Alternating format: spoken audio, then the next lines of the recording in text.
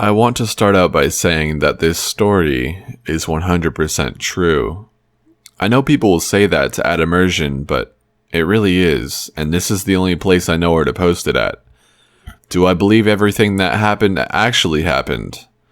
Not necessarily. I'm as skeptical as you will be, and I welcome any explanation as to how the events that occurred were not supernatural.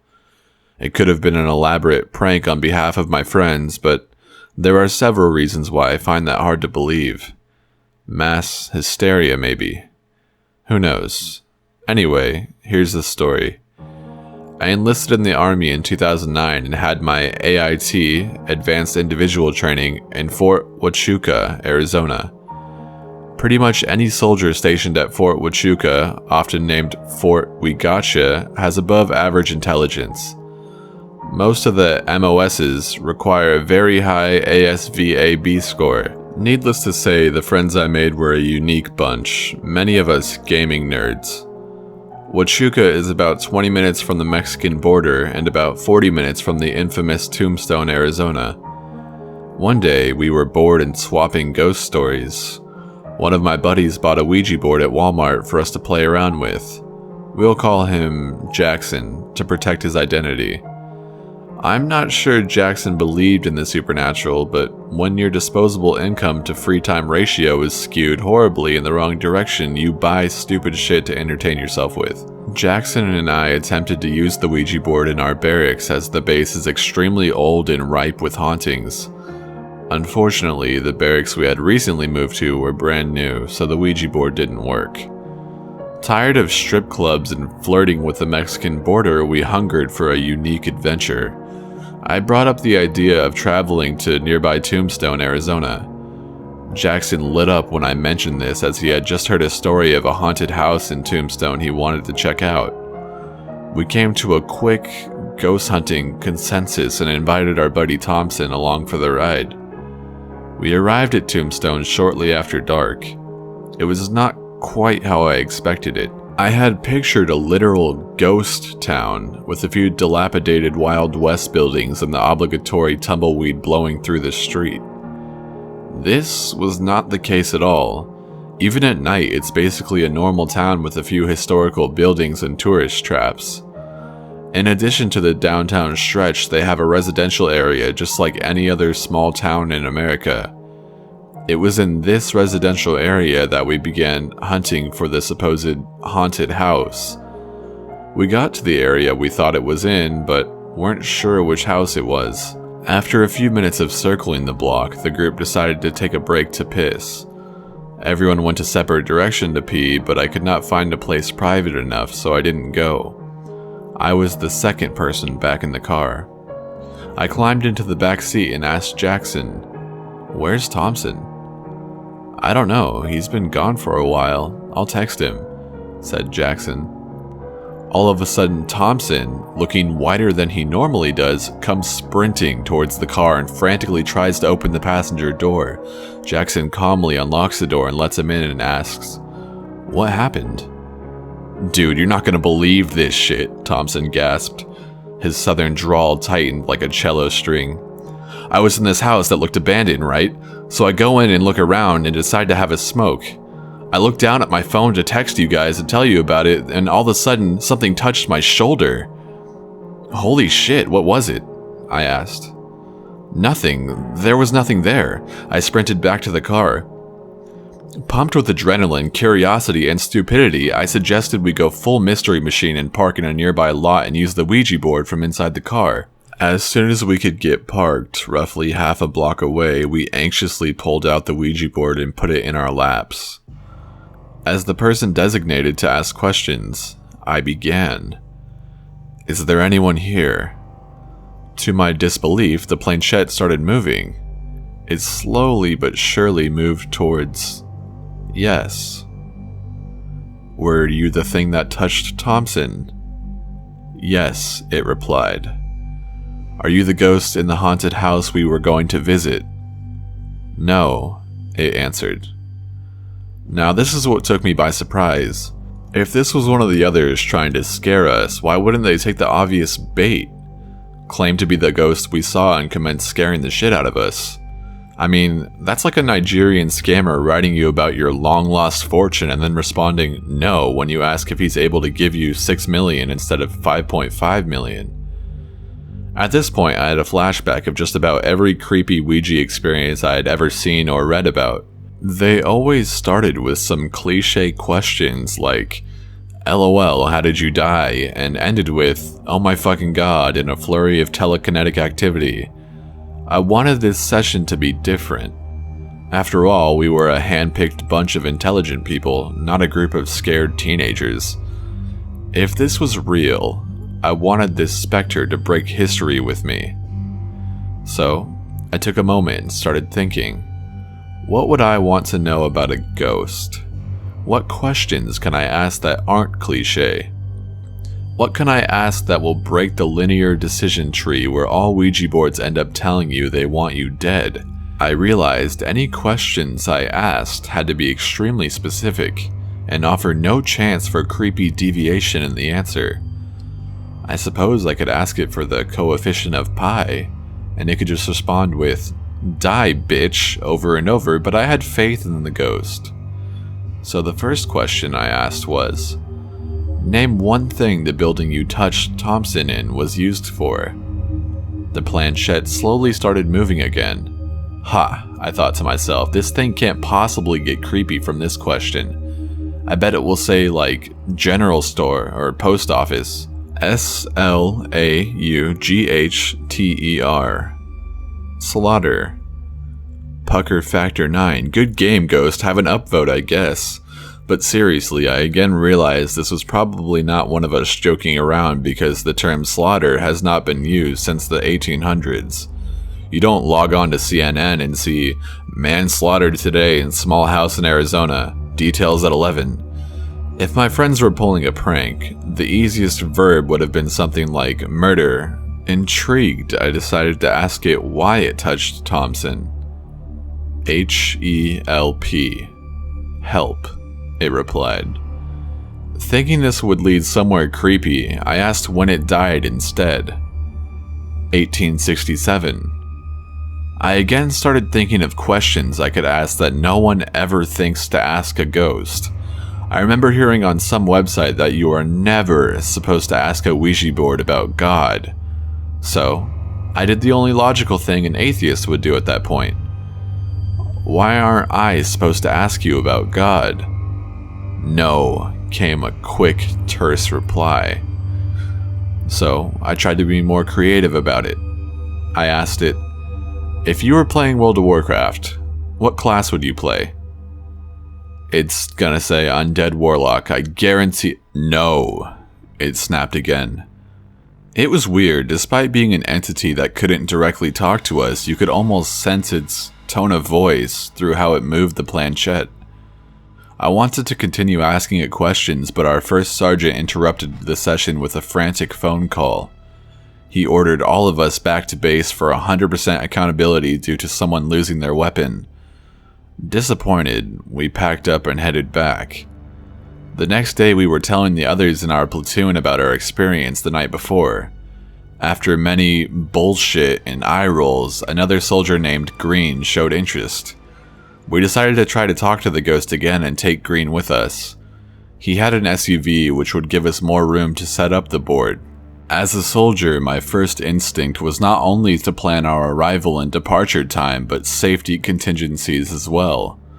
This was especially on my mind after the previous night. I briefed the group in advance that if anything creepy happened, we were better off with a pre-identified plan on what to do as to take the spirits by surprise. Our ghost hunting SOP was as follows. At approximately 2,000 hours, we will depart for Tombstone. This will allow us to arrive after dark. We will take 2 vehicles, Green's SUV and Jackson's coupe. Jackson and Thompson will ride in the coupe while Green and I will ride in the SUV. We will set up our session in the SUV so as to allow for a quick departure if anything spooky happens. We will leave any weapons or sharp objects back at the base. Spirits can only harm others by proxy. If there are no objects around to throw, or possess someone into using, then the only physical danger will be soiling our underwear. In the event of one of us feeling creeped out beyond belief or an impending sense of doom, we will give an obvious signal to the others to quickly pack up and leave. Each soldier will return to the vehicle they traveled in and take off back to the base. Upon leaving this scene, the vehicles will immediately establish contact via cell phone to ensure safety and share in the moment of, holy shit, what the fuck just happened? So, it was settled. We had our plan and were feeling confident. The undead were no match for Arizona's finest soldiers. We parked in the same lot we had the night before and eagerly took out our Ouija board. There were 4 of us now and we were feeling very confident, but I would lie if I told you I wasn't jittery as fuck. Literally everything I knew about life in the universe at this point was challenged by what we had seen the previous night. I felt like the equivalent of someone who discovers a 6-inch tall genie in their closet that only they can talk to. It literally felt surreal, like a movie. Green was especially nervous about being with us as he was raised Catholic. Though he was no longer religious, he still had that strongly ingrained fear of Ouija boards.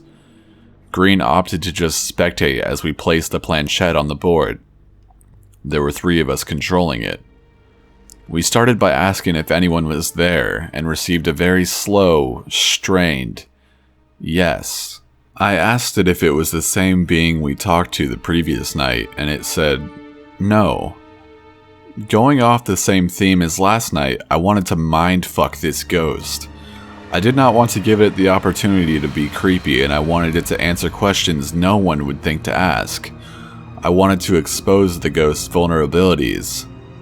As of now, the ghost was this mysterious, all-powerful being. However, as any logical person knows, the paranormal is just science not yet discovered. The ghost must have its limits, I thought. It isn't God and therefore has things it cannot do, things it cannot have. So, I had the bright idea to ask, what is one thing you want that you cannot have? L-I-F-E. Life, it answered. I wasn't sure whether to feel like an ass, an idiot, or both. Before I could decide between shame and stupidity, the interior light in Green's brand new, might I add, SUV flickered. Holy fucking shit. That doesn't just happen. The only time I've ever seen a light flicker in a car was when it was being started. This was getting a little too real. This spirit was alpha, and it was asserting its ethereal dominance. After regaining my composure, I began to brainstorm more questions. You've been asking all the questions, let me give it a try, Thompson contested me. Fine, go ahead, I said. What do you want from us? He asked, in his defiant Georgia accent. S-T-E-V. Dude, there's no fucking way, I thought to myself. My name is Steven and all, but there's no E-N. At this point, I was terrified. No one there knew my first name but Thompson. Also, the planchette was moving in a puppeted fashion, away from Thompson when it spelled it out. The best way I could describe it was like an invisible thread, straight from the front of the car pulling the planchette based on how it twisted and turned. There was no one in the front of the car. Before I could even react, the center console, which was about 5 inches ajar, closed by itself. I calmly invoked our military plan of action. Okay guys, it just spelled out my first fucking name, let's get the fuck out of here. No one said a word or hesitated for a second. Thompson and Jackson scrambled out of the SUV and into Jackson's Eclipse. Green and I piled into the front seat of the SUV. Green immediately shifted to drive and peeled out of the dusty lot. I'm not sure a Ford Escape has ever been used in such a literal fashion. Green was in shock, and so was I. My atheist brain was questioning if God might actually be real, and Green's devout brain was pondering the opposite. Our trance was broken by Green's alternative rock ringtone. It was surreal hearing pop culture in that moment when our brains were so far removed from reality. Green answered the phone. It was Jackson and Thompson. Their car wouldn't start. They had never left Tombstone. Green slams on the brakes and bangs a U-turn that would put Vin Diesel in diapers. He floors the modest SUV. We were going about 100 miles per hour heading down Arizona 82 back towards Tombstone. Dude, slow the fuck down, I yelled. At this point, I was far more afraid of Green's driving than the spirits. They're our fucking friends. We can't just leave them there. We knew the general direction back to Tombstone and arrived rather quickly. Tombstone isn't as tiny as you'd imagine, and we couldn't quite remember where we had parked at. As I am trying to figure out where we are, Green freaks the fuck out. Oh my god. What, dude? I can't. I'm not driving the car anymore. Dude, what the fuck are you talking about? I can't move. As if it couldn't get any more frightening, I realized in the middle of Green's outburst that we had inadvertently ended up at the parking lot we'd left. Alright, I'm always trying to think logically, so I deduced the following. At this point, two things are possible. 1. Green is possessed by a butthurt ghost who basically told me to check my living privilege. 2. Green is experiencing a psychotic breakdown. Either one of these is a threat to our safety at this point, so I started telling him simple commands. If he was possessed or simply psychotic, simple instructions were the best course of action. Green, stop the car. Green, stop the car, I ordered in a commanding voice. Eventually, logic and reason fought off whatever had possessed him and he pulled over. I switched seats with him and began driving. Right after I took over driving, Jackson called and let us know they were safe and about 10 miles down the road towards base. Green was still in a trance, but once we got about a quarter mile from ground zero, whatever triggered him without warning originally had left. This leads me to believe that if ghosts are real, they have the effective possession range of about a quarter mile. Throughout the ride, we struggled to comprehend what had happened that night. Green told me that he could tell the ghost wanted me and that it was telling him to drive down an alley, but that he came to his senses in time. He said it wanted me bad and it wanted him to kill me. It probably would have had him attack me before we left, but our premeditated escape took it by surprise, so it stalled Jackson's car to lure us back. I asked him why it didn't just kill me itself, and he told me, probably because I'm bigger than you and more emotional. You think very logically, and you're a lot harder for a spirit to manipulate. Plus, I was in control of the car. This made sense and was pretty chilling to think about. If the spirit had succeeded, it would have simply hit the news as soldier murders other soldier in Tombstone, PTSD suspected. I imagine that's the case when you hear about mothers spontaneously drowning their children in a bathtub or other inexplicable murder-suicides. It's probably a ghost or spirit, but gets blamed on psychosis. About halfway back to base, we stopped at a gas station. Green, still not completely in his right mind, opened the hatch of the SUV, took out a sunshade that came with his car and threw it in a dumpster. What did you do that for? I don't know. It just felt evil. Really evil, he answered. That was the final straw on how real this was. It really drove in how much this was probably not an elaborate prank. Why would he go to the extent of throwing away an expensive OEM part of his car to freak me out when I was already emotionally exhausted? To this day, I am still an atheist, but I do wonder about the paranormal, as it could very well be science not yet discovered. I would imagine that communicating with a spirit is the equivalent of trying to talk to an invisible man in the room who cannot touch anything. His only way of communicating is holding a portable fan and blowing paper suspended by a string from the ceiling. He blows it right for yes and left for no. I imagine this is why they communicate in such slow and brief answers. I did a little more research on the location and posted a map and pictures for you guys. Here is a map showing key points of interest. And here is the street view of the parking lot we were in. I'll also include these pictures in the description for you to look at. Ironically, we were in the parking lot for the OK Corral, the famous haunted location where the outlaws had their shootout in the 1800s. From what I can gather, the gunfight happened well after 1867, but keep in mind we talked to two separate spirits. I can't help but wonder if the second one was one of them. Also, I have heard of the ideomotor effect, so if you would like to help me come up with a logical explanation for what happened, keep in mind I'm aware of that, and it does not explain the light flickering and the console moving. I am also aware of Occam's razor and would welcome a shave at this point, as I think it would save my sanity. So, please convince me I'm crazy. Number 2. Alright guys, I'm that asshole. You know, that asshole who moves the pointer while playing with a Ouija board. I don't know why, I guess I just liked knowing I was the one responsible for scaring the shit out of people instead of something or someone I couldn't see. Or maybe I just didn't believe that a commercially made product could talk to ghosts. Who knows, but I found out karma definitely is a bitch. One night in college, a friend of mine was over and we were studying.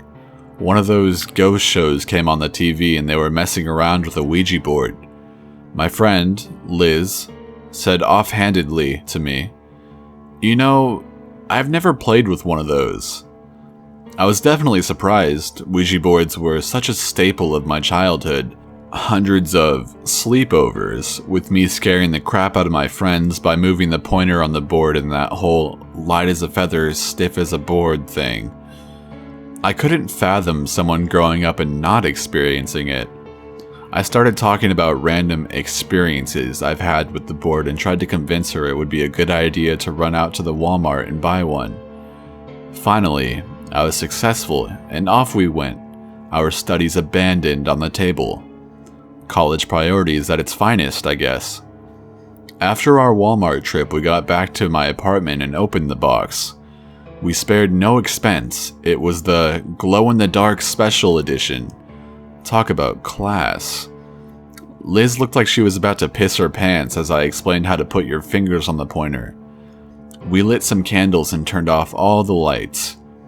"Okay, so just ask whatever," I said, secretly smirking.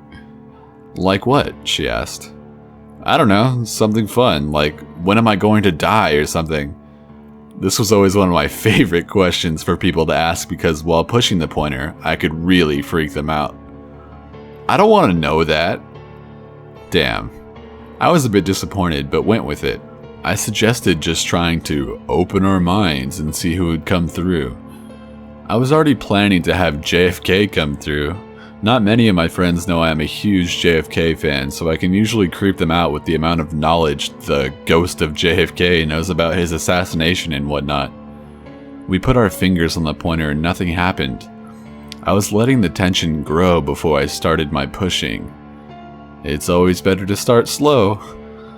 All of a sudden, the pointer started to move, and I wasn't pushing it for once. "You can't push it," I yelled at her. Talk about the pot calling the kettle black. I didn't want her to ruin my plan. "I'm not," Liz shouted back. "Well, obviously you are, 'cause I'm not." "Aren't the ghosts supposed to move it?" she asked. I guess she got me there. I just sat back, shut up, and watched the pointer move. I was convinced she was moving it. She had to be. There was no way a ghost was communicating with us through a glow-in-the-dark spirit board that I bought for $17.99 at Walmart. After a few minutes, we finally got a message. IMISSULIZ. I miss you, Liz. Liz was understandably a bit freaked out that the spirit knew her name. I was too, but I kept telling myself she was moving it, whether it would be subconsciously or not. We kept going. "I need to see you again soon," it spelled out. "I need to see you again soon? What does that mean?" Liz asked, getting more and more freaked out. I don't know," I said, and honestly meant what I said. I had no idea what was going on. I hate to admit it, but I was starting to get freaked out. The Ouija board never worked for me before. "You're moving it," she yelled. No, I'm not, I swear. And I did swear, I wasn't moving it for once in my life. Yes, you are. She kept insisting I was moving it, but we kept going. The pointer stopped moving for a few minutes. I was intrigued, yet scared. I wanted to see what else it would do, but I was afraid of what I might find out. Finally, getting a bit impatient, I asked the first question of the night. Who is this? What do you want? I am Will. Hello? Liz, I still love you. Liz looked like she was going to lose her dinner all over the board. Who's Will? I asked. Seriously, are you moving it? Liz responded in a thin whisper. No, I told you I wasn't. Who's Will? He's, my ex-boyfriend who killed himself after we broke up. Really, are you moving it? Because this isn't funny. I tried to convince her that I wasn't, but she didn't believe me. She just sat there looking like, excuse the pun, she had just seen a ghost. I suggested that we quit. Listen, Liz. Obviously, this is upsetting you. Let's just stop now and... No, I need to know if he's okay, she said with a determined look on her face. But I have to make sure it's not just you pushing it and fucking with me. After a bit of discussion, we decided that I would keep my fingers on the pointer but keep my head down and not look. That way, I wouldn't know where to push it. I agreed and sat there, feeling more and more uneasy. I put my head down and closed my eyes, trying to focus all of my energy, or whatever the hell Ghost Will needed to, maybe, bring some closure to Liz. After about a minute of sitting there with my head down and eyes closed, I started to go cold all over. It was unlike any other feeling of cold I have ever had. The only way I can describe it is that my bones were cold and it was chilling me from the inside out. I tried to brush it off. Maybe there was a draft coming in from the cool spring air outside. Then, without warning, my head, for lack of better term, exploded with all of these gruesome images I couldn't control. It was as if any single irrational or rational fear that I had throughout the course of my life multiplied its intensity by 1,000 and slammed into my brain at the same time. It only seemed to last for a second and a year at the same time, but regardless of however long it was, every single image was burned into my head. I jerked away from the table, trying not to scream. "What's wrong?" Liz asked, smiling at me. What the fuck was she smiling about? Why are you smiling? What the fuck is so funny? I could barely contain myself. Deep down, I knew I was acting crazy, but I couldn't help it. Nothing's funny. I'm just smiling because I had the nicest conversation with Will. He doesn't blame me. What the hell do you mean? I snapped again. It's only been like a fucking minute since we started. Liz's face scrunched up in confusion. What do you mean? I've been talking to Will for the last 2 hours. What the fuck? Needless to say, I was a bit creeped out. Okay, more than creeped out. I was terrified. I threw that damn board back in the box as quick as I could and blew out all of the candles. I shoved the box into the closet as far back as it could go. I didn't want to look at it anymore. I announced abruptly that I was going to drive Liz home and opened the door, trying to hurry her. It was definitely out of character. She obliged, however, and we got into the car. The whole 5-minute drive seemed like an eternity. I could swear I'd see things on the side of the road, but at second glance, they weren't there. Images I had seen of my babysitter mutilated and whatnot from that weird trance-like dream, I had started to shimmer in the corner of my eyes. I swerved about 1,000,000 times thinking I was going to hit one of these things, but nothing was there. By the time we got to her apartment, Liz looked at me like I was crazy or something. Are you sure you're okay? She asked. Yeah, just get out of the damn car already, I snapped back at her, almost surprising myself with how mean I was being. Though I fully admit to fucking with people while using Ouija boards, I really am a nice person, I swear. Liz did as I asked and I sped away, eager to get to the safety of my apartment. When I opened the door, I noticed two things right away. It was about 30 degrees in the apartment and all of the blinds and curtains were wide open. I was confused, but I tried not to let my mind wander. I shut all of the curtains and cranked the heat. It was April, so it wasn't freezing outside, but it wasn't exactly hot either. Normal springtime weather. After shutting all of the blinds and whatnot, I sat on the couch and tried to turn on the lamp. The light went on and then popped off. I again tried to shake it off as a shitty coincidence. I changed the light bulb and went to turn it on again. Pop. Out again. I then went to go turn on the overhead light instead. Pop. All three bulbs popped off at the same time. At about this point, I was basically pissing my pants. I was so scared, but I tried to remain as calm as I could. It wasn't easy, let me tell you. I grabbed as many blankets as I could and sat on the couch in the now dark living room. I was going to light the candles we had used when we used the board, but I didn't want anything related to that fucking thing around me. I turned on the television and blared it, hoping that I could just attribute any noise and flash of something in the corner of my eyes to the television. Come on, you know you've done that too. Unfortunately, it didn't work. I was just starting to doze off when this loud beeping woke me up. It sounded like the worst alarm clock ever. It was coming from the closet where I had thrown the Ouija board. I slowly went over and opened the door. Out fell an alarm clock, an old one that I used to have. I think it was my roommate's. I hope it was my roommate's, blaring uncontrollably. I hurriedly shut the door so the Ouija board would stay in there, and I started looking at the clock to turn it off.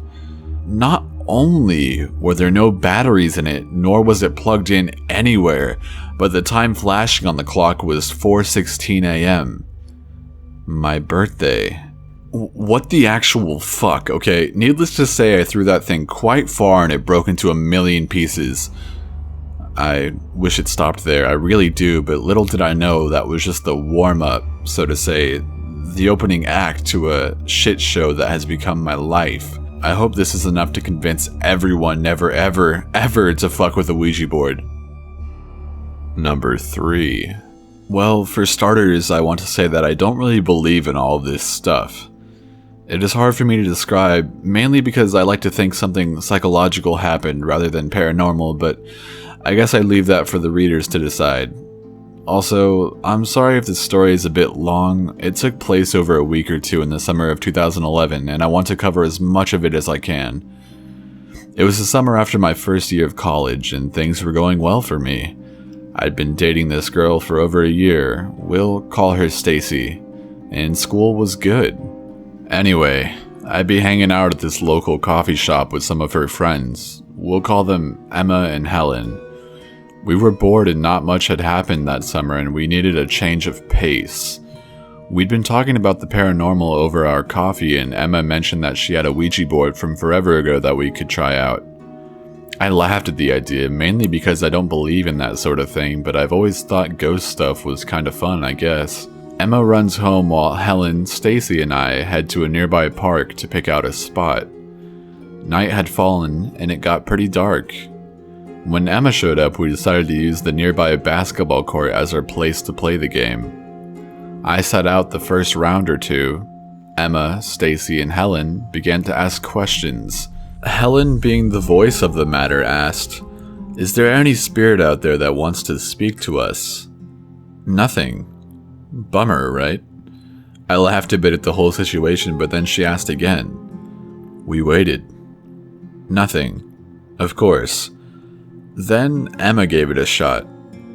"Is there a spirit out there that wants to communicate?" Boom. The little triangle shoots over to yes. I immediately call out Helen as moving the piece, but she swore up and down it wasn't her. Anyway, Emma was talking to this spirit for a little while. It was a boy who slowly got more violent and more violent. The conversation got dark quick. I don't remember the details, but Helen ended that shit before it took off. I was intrigued for some reason, but I kept calling out Helen, as I know she liked drama, for moving the piece, and she told me to go ahead and take her place. I sit down on the basketball court and think this is just absolutely stupid. I decided I was going to make a joke out of it, and being a big James Dean fan, I asked, "Can I speak to James Dean, the actor?"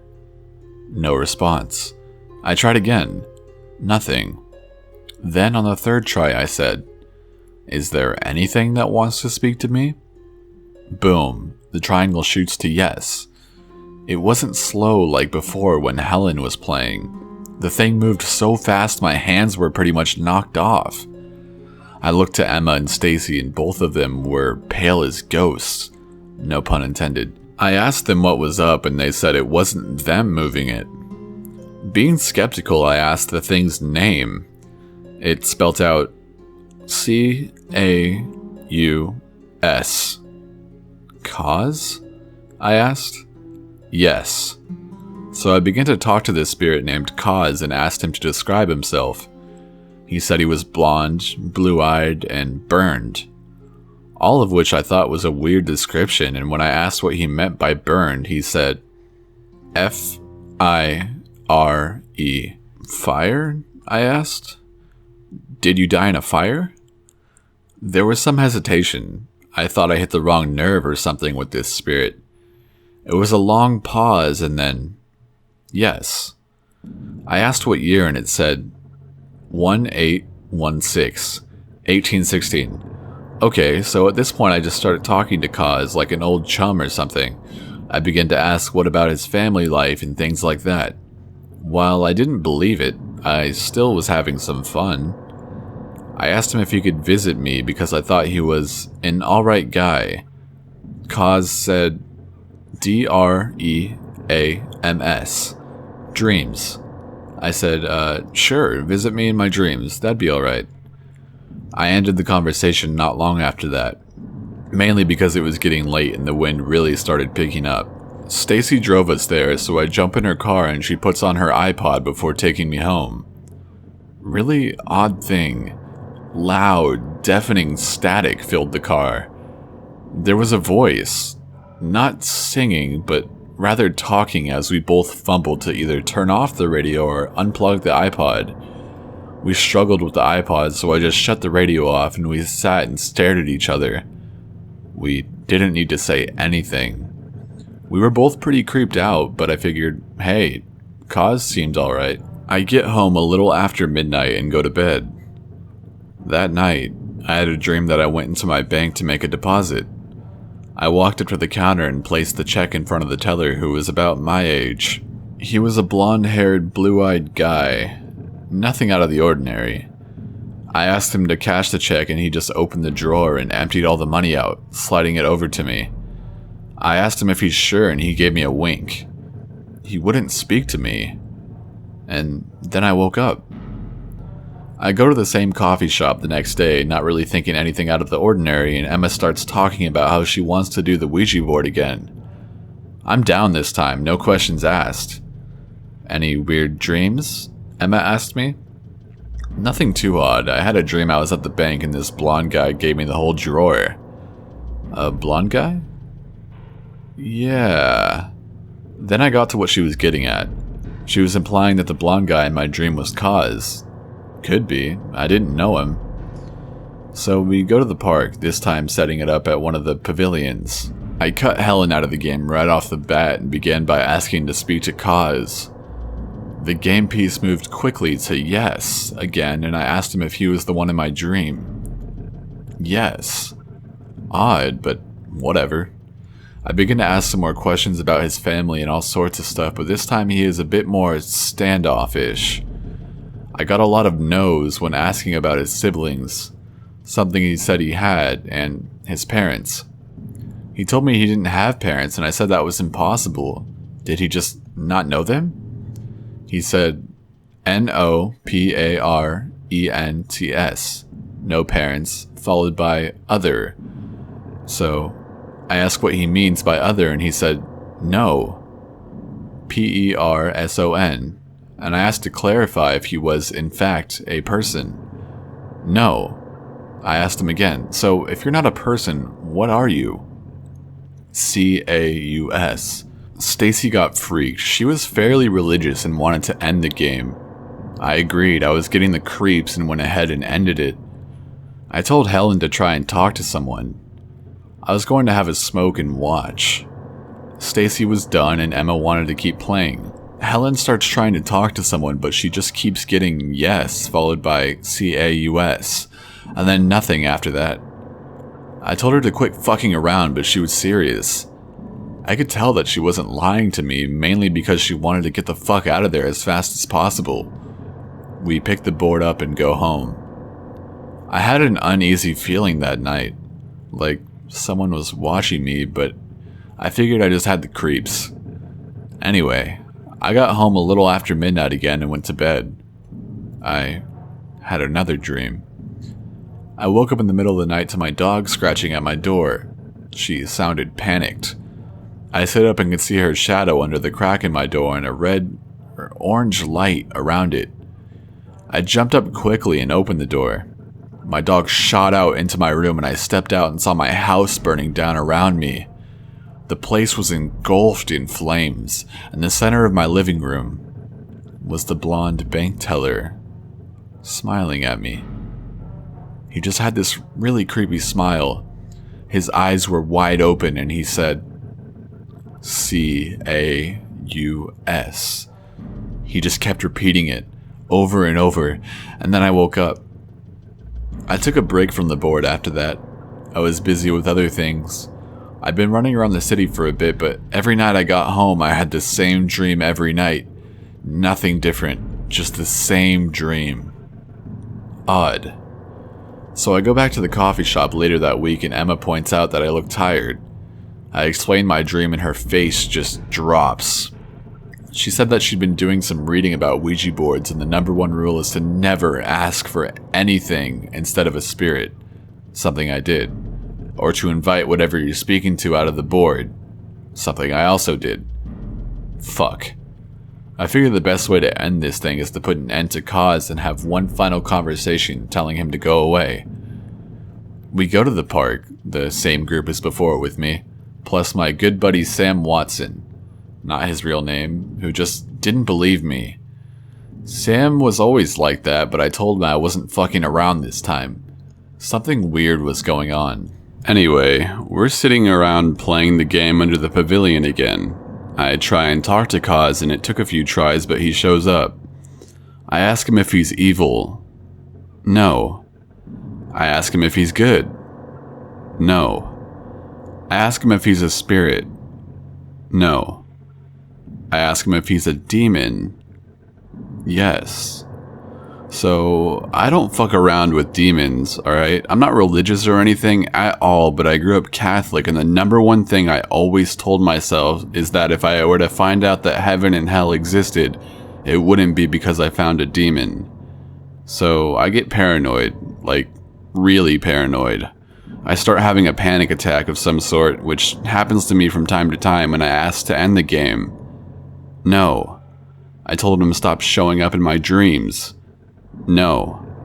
I end the conversation anyway and call the local psychic. Odd, I know, we have a local psychic. Well, I start to explain the story and she told me not to come over to her place. She believes every word I'm telling her and that she can't help me. When I beg her to tell me what to do, she says that she'd help me for a sum of money I couldn't afford. Either she really didn't want me to show up around her, or she thought she'd get some easy money from a broke college kid. Either way, I was shit out of luck. So I tell the group what she told me, and before I can finish there is this creepy, animalistic laugh from the darkness. Everybody jumps, even Watson. It got cold, too. I remember I was wearing this leather jacket I picked up in Europe and I was still ice cold. We decided to roll out. The next few days went by slow, mainly because I couldn't sleep, not at all. I would get the feeling that I was being watched, wake up in the middle of the night with cold sweats, have the dream that the blonde kid was smiling at me. Sometimes I'd feel like someone would shake me awake. My friends wanted to play the game some more, minus Stacy, and I refused. If this was real, I was in enough shit as it is. I turned to the only person I knew that could help. My father. My dad isn't really a religious man at all, but he did make me go to church as a child. His father was super Catholic, so I think that instilled something in him. I don't know. Anyway, I tell him the story and he thinks it sounds ridiculous. I feel that way telling it now, to be honest. He explains that it is all in my head and that if I realize that, the dreams will stop and I'll be able to sleep again. I took it to heart and thought that maybe all the answers were made up by my unconscious mind, which is a common theory with Ouija boards. Things simmered down after that. I told my friends what my dad said, but not all of them believed it, mainly because they started having similar dreams of the blonde guy. I figured it was all just psychological. So we stopped playing with the board because school was coming up in a month or so and life just got in the way, but we never revisited it. Mainly because every time they tried and I wasn't around, the board would just remain dead. Emma thought that Kaz took control of the board and that he was the overall dominant entity that took over when I called him out. I brushed it off. However, it is hard for me to brush off completely because I still have dreams from time to time about the blonde guy. I guess I should just call him Kaz, because that's what I associate him with anyway. I no longer feel alone when I'm alone, and this was years ago. Whenever I get depressed or angry, I wonder if it is Kaz or if I'm just finding excuses. Stacy still refuses to go anywhere near Ouija boards after that, even though I told her it was just a game. She really doesn't think so. I just can't wrap my head around the whole thing. I'd like to think my dad was right. However, part of me still thinks that Kaz is real and he wants me to talk to him again because from time to time I think about getting another board and asking how he's doing.